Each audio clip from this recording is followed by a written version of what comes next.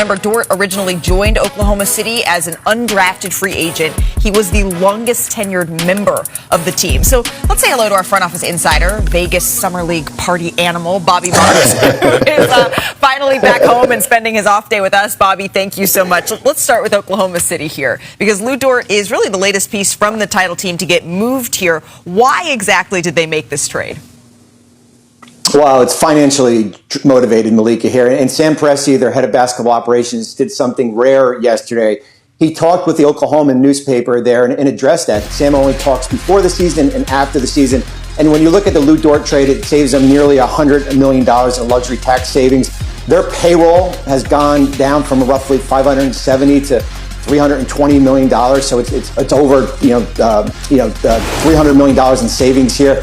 And I think the big thing that Sam expressed is now it gives them the financial resources to go out and extend Cason Wallace this offseason, extend A.J. Mitchell next offseason here. And the most important, their core three players haven't been touched in this, with Shea, Jalen Williams, and Chet Holmgren still on this roster. So yes, you lose a starter, but I think in the long run, it could probably benefit Oklahoma City just based on how they're allocating their finances. So the crux of this was an apron move for Oklahoma City. But let's just zoom out here with everybody and evaluate the scope of this three-team trade, Perk. Who do you think got the best return when you're looking at this deal? To be honest with you, I think it's Oklahoma. I mean, because when you think about, them moving on from Lu Dort, and shout out to Sam Presti, because he not only is he making moves, but he's trading these guys away to some good destinations. So shout out to him for doing right by his guys. But when you think about Cason Wallace and you think about A.J. Mitchell, those guys are going to fit right in alongside the big three of OKC, and they're going to take on a bigger role. It's just a difference when you walk into an arena or to a facility or even the start of the season, knowing that you're going to have a bigger role. Because we know that the Oklahoma City Thunder, over the course of the last two seasons, this young squad has been asked to sacrifice playing time, asked to sacrifice their game and their role. And so when you think about these two guys and what they're going to be able to do and more opportunities they're going to have without looking over their shoulder, it's going to help the Oklahoma City Thunder tremendously. Perk, I feel like we might be sleeping on the fact that this move right here might have solidified the Atlanta Hawks as the best defensive team in the Eastern Conference. Because, again, you're going to have to defend with the influx of stars hitting the conference. And even after All-Star break, this squad had the second best defense behind the Oklahoma City Thunder in the entire NBA. And so, obviously, this is what the Thunder's possible starting five looks like. But on the other side, the depth chart, particularly for the Atlanta Hawks, these are some solid defensive dudes. Dyson Daniels, second team all defense. Jalen Johnson, a two-way type of guy. Now you add into the fold. And NAW, coming off of a great improved year. Now you add Lu Dort, who is known for the Dorcher chamber. This is a squad that now has a full wholesale 180, 360. You leave Trae Young, where everyone knew what the biggest issue was there. They immediately took a step forward. And then Lu Dort, 2024-2025, first team all defensive and fourth in EPOY. So you look at the Hawks, this could be the best defensive team in the Eastern Conference and at the top, rivaling the Thunder in the entire NBA. And Perk, we saw you out there at FanFest 2. Did you get a chance to talk to LeBron? No, I did not. Matter of fact, I haven't spoke to LeBron in about a year and a half since he unfollowed me on social media. But look, listen, I don't know where he's going. I've been getting stopped. I was stopped in the airport. I was stopped at the Fan Fest, and everybody's like, "Oh, Perk, I know you know." And I was like, "No, I don't." But it got me to thinking, right? Since everyone is sitting up here making their pitch, how about I make a pitch for us at NBA Today and ESPN? Hey, bro, you don't really need to play anymore.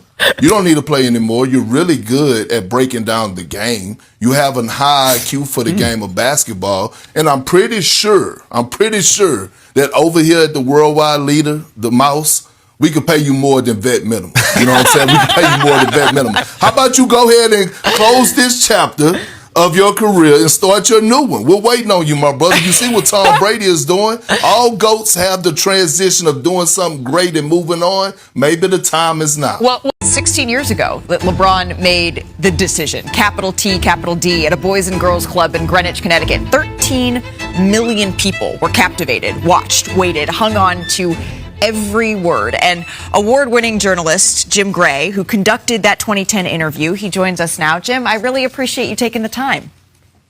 Malika, great to be with you. It's funny to watch that footage back. I remember exactly where I was as a young NBA fan, but you were actually in the room as the biggest free agency decision that the sport has seen in that format took place. What do you remember? What memories stand out? Well, I just remember the enormity of the moment, and I remember how pensive and how thoughtful LeBron was, Maverick Carter, everybody connected. So you could tell that things were going to be a little bit different. I intentionally did not want to know what exactly it was that he was going to do because I didn't want to be the one who would slip on television, Malika, and say it before LeBron had his chance. So I did not know what the outcome was, but I could just tell that there was something different in the air because there was trepidation. I wouldn't say he was nervous, but you could just tell that this is something that had weighed on him. Yeah, and something that mattered a great deal to him. And obviously the decision has been revisited, criticized, critiqued, looked at for exactly what it was. But ultimately it was a young man wanting to make a choice and do it the best way that he possibly could. And so here we are again with a older LeBron James who is once again holding the league's attention, captive audience waiting for another decision to be made. Knowing what you did then and seeing what you do now, do you have any idea how maybe he would do it or something that he would take from that or things that he would leave behind with that decision? Well, it was a monumental decision, and it changed the paradigm. It changed the entire course exactly of just how players went about it. It was the Curt Flood moment for basketball because it was player empowerment. And if you recall at the time, David Stern was very aggravated, the commissioner of the NBA at that time, who was one of the greatest commissioners in history because he didn't want to see him and the owners and everybody lose control of the process. And LeBron took that control and he changed it for everybody. And he became somewhat of a villain, which was very, very unfair. Why are you vilifying somebody for wanting to play someplace else? And so he did it on his own way, and he made it better for all of these guys. All of these guys owe a tremendous debt of gratitude to LeBron for what he was able to do. Yeah.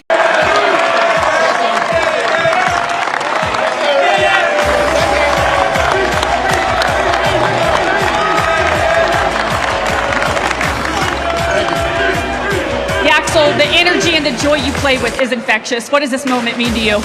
It means a lot. It comes from all the sacrifices, all the struggle to get to this point. Every game I play, I have something to prove to myself and to all those who are doubting me and those who don't believe in me. So, I'm just very proud of this moment. I'm glad that we got to win this. Warriors fans are so excited to have you on the squad. What are you envisioning for the regular season? What are you going to bring to this Warriors organization? Well, I'm going to bring a lot of energy. I'm going to be the most energetic playing guy on the floor every night. I'm going to try to bring as many positive vibes as possible. And for the Warriors, what a great way to start the Iran, organization and the sponsorship. So let's go Devs. You've been such a fun interview throughout this whole process. Congratulations to you. Thank you so much. And congratulations once again to championship game MVP Yaxel Lindeborg and your 2026 Summer League champion Golden State Warriors.